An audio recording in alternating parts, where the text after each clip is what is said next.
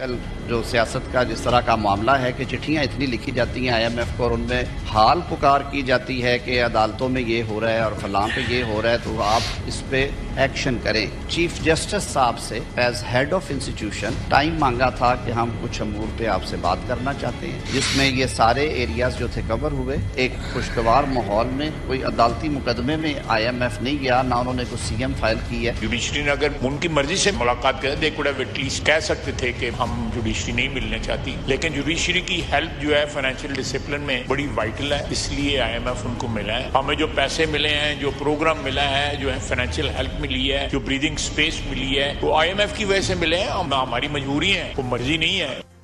Supreme court में आज हमने देखा कि 3 तैनात हुए हैं 7 नए जजेस। उनकी तहरीके जो तकरीबे हल्फ बर्दारी हुई है, और इसके अलावा सिंध और पेशावर हाई कोर्ट्स के कायम मकाम चीफ जस्टिस की भी हल्फ बर्दारी की आज तकरीब हुई है। तो अगर हम देखें अदालती फ्रंट पे बड़ा हंगामा खेज ये वीक रहा है, ये हफ्ता रहा है।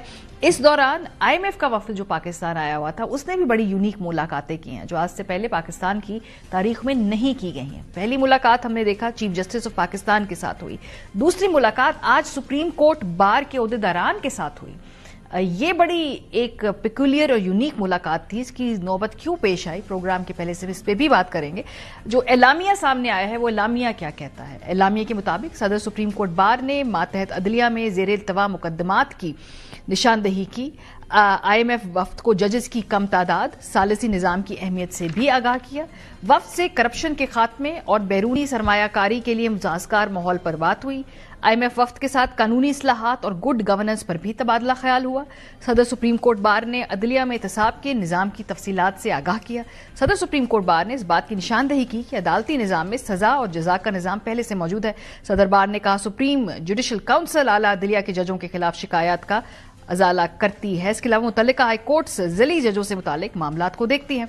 एलामिया के मुताबिक सदर सुप्रीम कोर्ट बार ने कानून की हुक्मरानी को एक जमहूरी मुआशरे की बुनियाद करार दिया है। इससे पहले 11 फरवरी को एक मुलाकात हुई और वो chief justice of Pakistan Yahya Afridi साहब के साथ मुलाकात हुई। ये भी बड़ी यूनिक मुलाकात थी, अपने तय की अगर हम कहें बहुत ही ज्यादा अनोखी मुलाकात थी। इसका जो एलामिया आया उसमें बताया गया कि IMF वफ्द ने चीफ जस्टिस से मुलाकात की है। चीफ जस्टिस ने वफ्द का खैर मकदम किया, अदालती कारकर्दगी बेहतर बनाने के लिए जारी कोशिशों का जायजा लिया।